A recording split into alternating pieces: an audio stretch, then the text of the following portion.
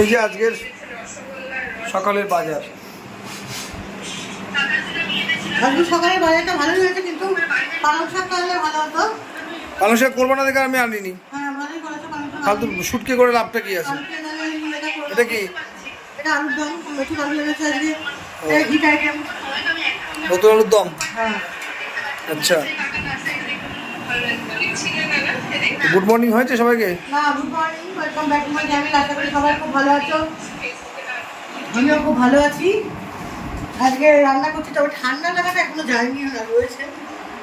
রান্না করছি আজকে, ডাল হয়ে গেছে, শাক ভাজাটা করবো, আলুর দমটা করবো, আর ইলিশ মাছ করবো। ব্যাস, আর কিছু করবো না। আর এটা হচ্ছে আলুর দম রাতের জন্য? রাতের জন্য রুটি খাবে। ওকে। হ্যাঁ, এই যে এখন হবে লাল শাক, একদম সুন্দর লাল শাক। আর হবে হচ্ছে এই যে মাছ, একটা কাতলা মাছ আছে, মেয়ে যেহেতু খাবে না ইলিশ মাছ, টমেটো দিয়ে পাতলা করে মুসুরির ডাল, ভাতের সঙ্গে আলুর চোখা, আর এই যে ওনার সুন্দর সুন্দর ইলিশ মাছ। ইলিশ মাছটা বেশ ভালোই আজকের। তো ঠিক আছে, রান্নার সময় আপনাদের দেখাবে, শেয়ার করবে, দেখতে থাকুন। ওকে। এখন আমি ইলিশ মাছ করবো। এই যে ইলিশ মাছটা করেই রেখে দেবো। এই দুটো মাছ আবার কি রেখে দেবো, একবারে করে রেখে দেবো, কালকে পর্যন্ত খেয়ে নেবো, কাল পরশু পর্যন্ত।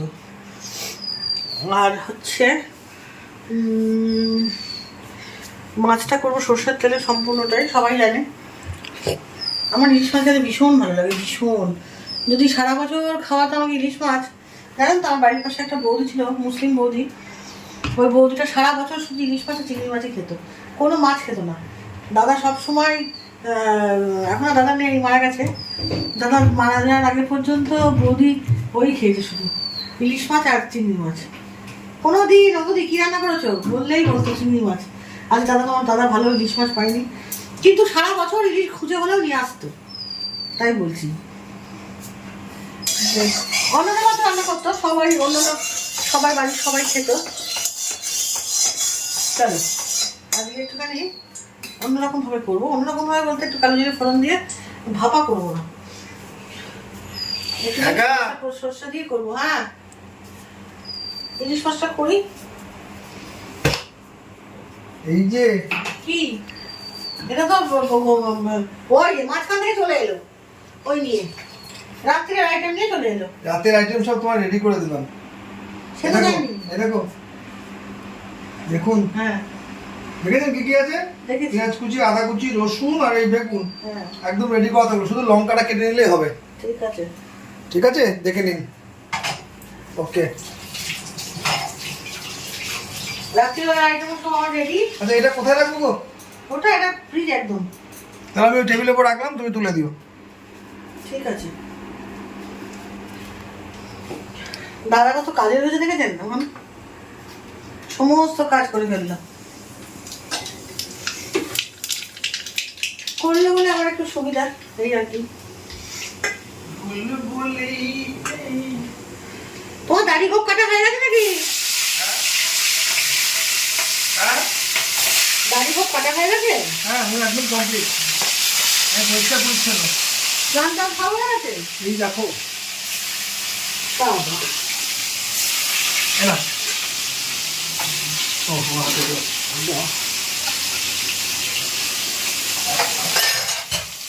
মাছটা ভেজে করছো না? একটুখানি এপিট করে নিয়ে অফিস করছো? সবটাই করে রেখে দিই একবারে।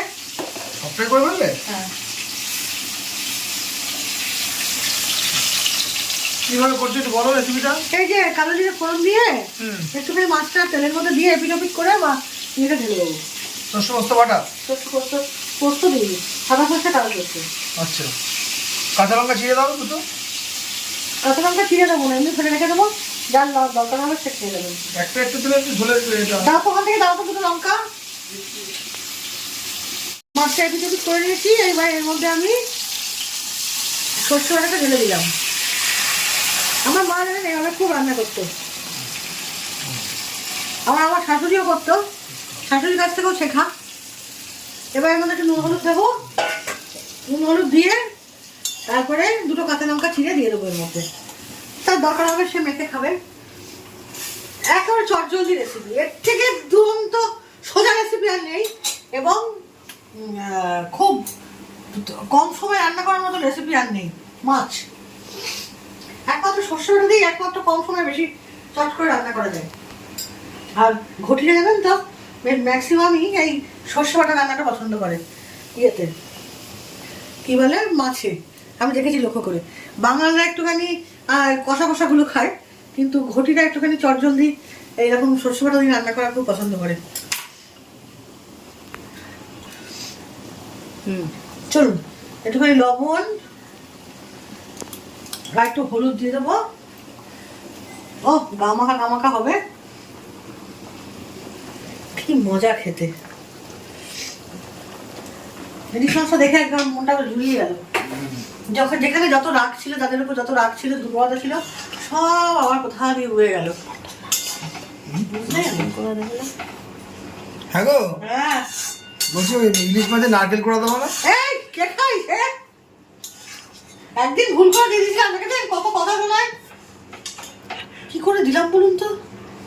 ঢেকে দাও, নারকেল ঢেকে দাও তাকে দেবো। ইলিশ মাছে নারকেল কি করে দিলাম? আসলে পনিরটা নারকেল দিয়ে করেছিলাম তো, আমি ভেবেছিলাম মনে হয় ইলিশ মাছটা ভালো লাগবে এরকম খেতে।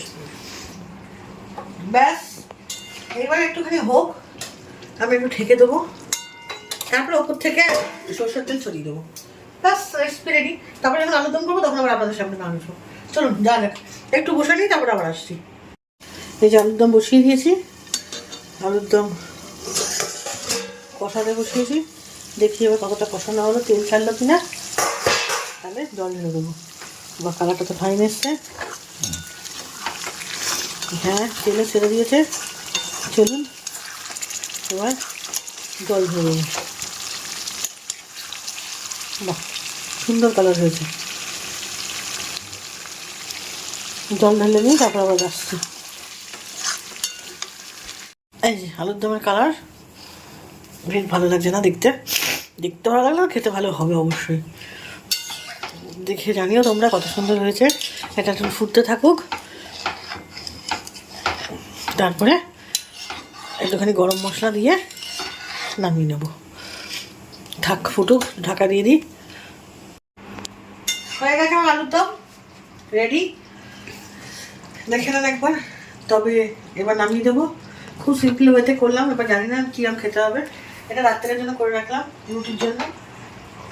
রাত্রে এটা হবে।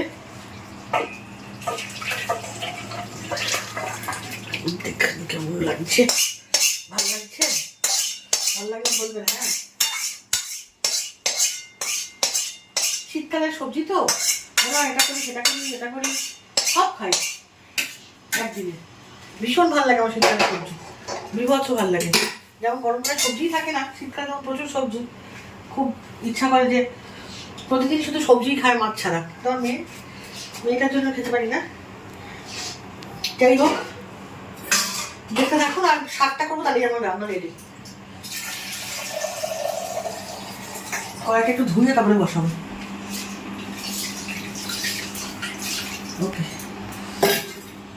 দুপুরের আলুর চোখা মাখা হবে, তার পেঁয়াজ ভাজা হচ্ছে। এই যে শুকনো লঙ্কা ভাজা হয়ে গেছে, আর সমস্ত রান্নাই তো কমপ্লিট।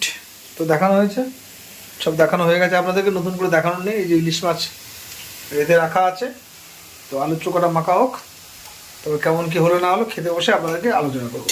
ওকে, কি দিয়ে খাচ্ছ? এই যে লাল শাক ভাজার সঙ্গে একটু কাসন দিয়ে নিলাম। আমি একটু ইয়ে দিয়ে, কাসন দেবো না না আমি লেবু দিয়ে খাবো, আমার লেবুটাই বেশি ফেভারিট। লেবু তো দিদি, কাসন দিয়ে লেবু দিয়ে। কাজে রান্না কি হলো আজ আলটিমেটলি?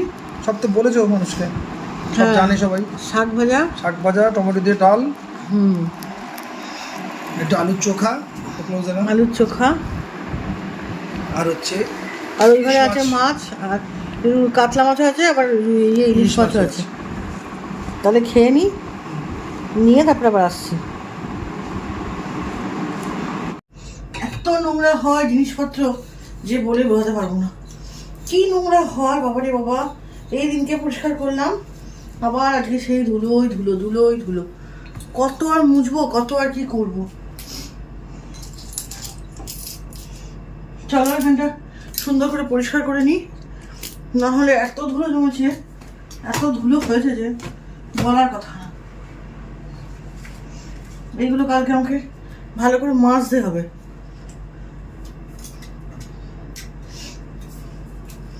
না হলে খুব নোংরা হয়ে আছে, বাজে লাগছে দেখতে।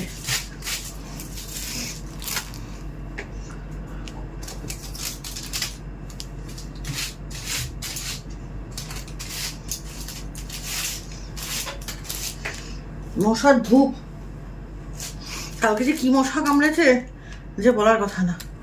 আমি আমার মেয়ে কেউ একটু শুতে পারিনি রাত্রিবেলা, এত মশা কামড়েছে। এটা ফেলে দিতে হবে, এটার মধ্যে কিছু নেই, ফালতু এখানে রেখে এটা লাভ নেই।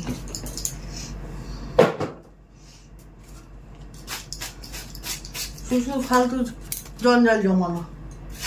ওষুধগুলো এক জায়গায় রাখি, সেই এখানেই পড়ে থাকে। কতবার আর তুলবো, কতবার আর কি করবো।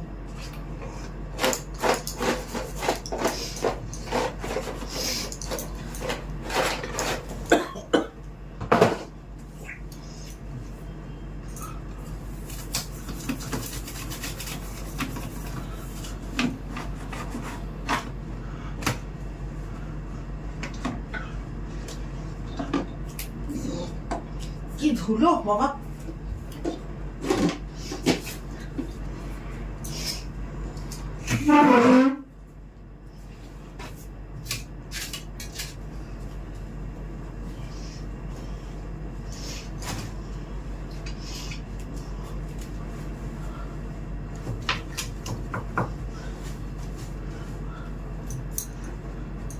যতই ঝাড়ি না কেন মনে হয় যেন পরিষ্কার হয় না।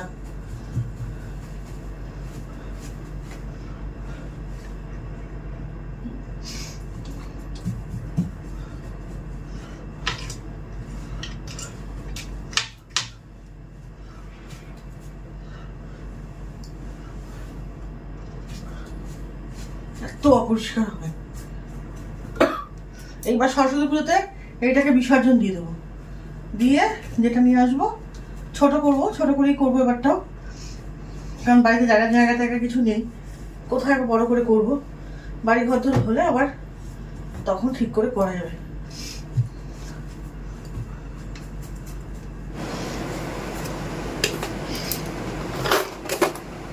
চারিদিক নোংরা, চারিদিক, যেদিকটা না দেখবো সেদিকটাই নোংরা, যেদিকটা না দেখবো সেদিকটাই নোংরা।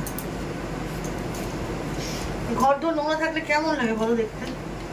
লোকে এসব ভাবে কি কোথায় কিছুই করি না।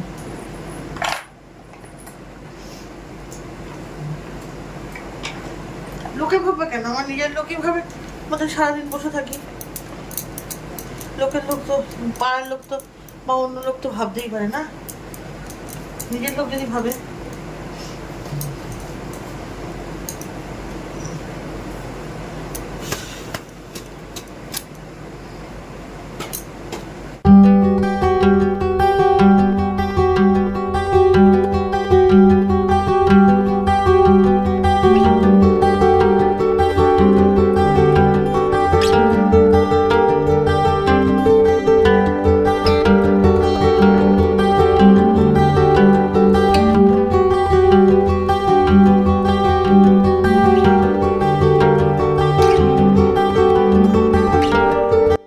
সমস্ত কাজকর্ম করে এইমাত্র এসে একটু বসলাম। কাজকর্ম বলতে মেয়ের সব স্কুলের ড্রেস ট্রেসগুলো গুছিয়ে রাখলাম, তারপরে তো কালকে স্কুল যাবে, তারপরে টিফিনের সমস্ত রেডি করে রাখলাম, আলু চচ্চড়ি আলু কেটে রাখলাম।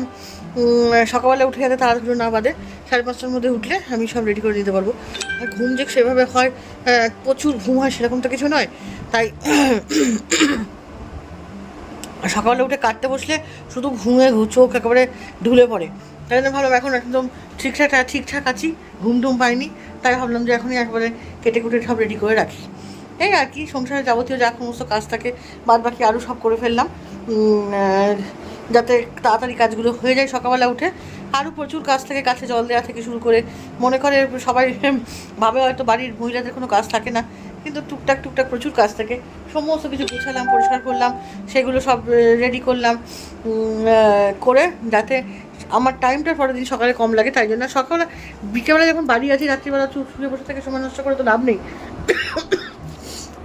মেয়ে খুব কথা হচ্ছে না, মেয়ে পড়তে গেছে, ও আসবে তারপরে কুকুরকে খাওয়াবে, তারপরে নিয়ে বসবো ওকে রাত্রিবেলা। সেজন্য ভাবলাম যেটুকু সময় আমি নিজের হাতে সময় পাই সেটুকু সময় নিজের জন্য ব্যয় করি, নিজে কিছু করে।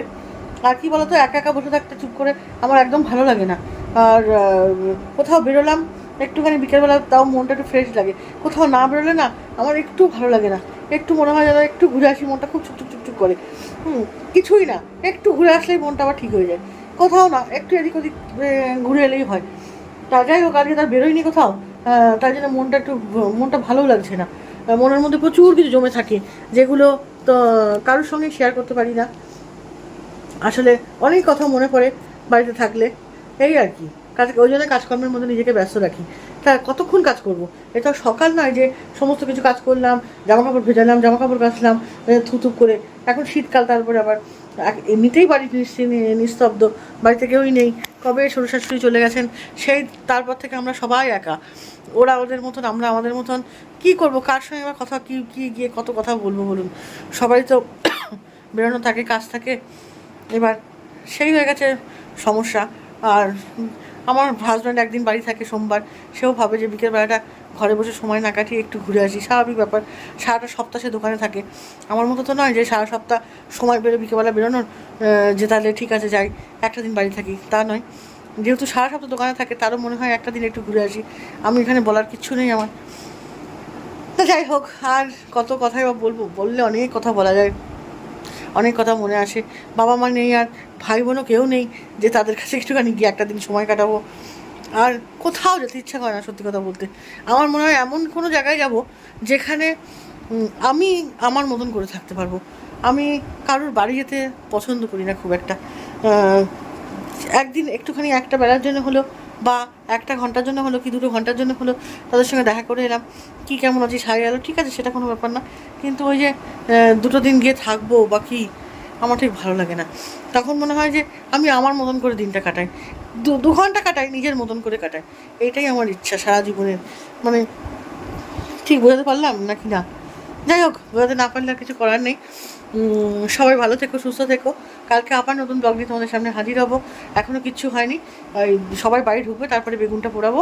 বেগুনটা পুড়িয়ে নিয়ে তারপরে আলুর দম করা আছে, রুটি কিনে আনতে বলেছে বাবাকে, তারপরে রাত্রে ডিনারটা সারবো।